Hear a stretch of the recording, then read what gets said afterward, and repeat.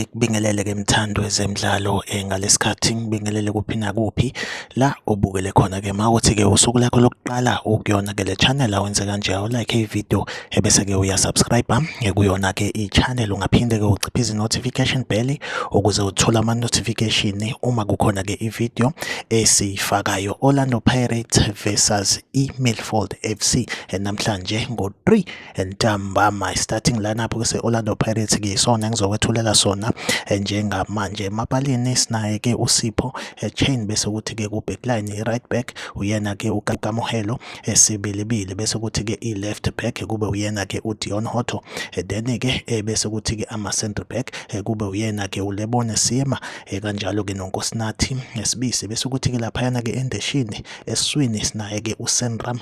Dancing, bese kuba uyena ke laphayana ke uTalente Mbatha, bese si-attacker ngaye ke uPatrick Tito Maswanganye as i-attacking midfielder, then ke laphayana ke i-right winger kube uyena ke uSwin Apolis, bese kuthi ke i-left winger kube uyena ke uTsepang Moremi, then ke umuntu ke striker ngaye kube uyena ke laphayana ke uYanela Mbuthuma. Yona ke i-first 11 le ye-Orlando Pirates njengoba ke izobe ibhekene nayo ke iMilford FC, kona ke umdlalo wokuvulwa kwayo ke isizini 2026-2027. Like ivideo, subscribe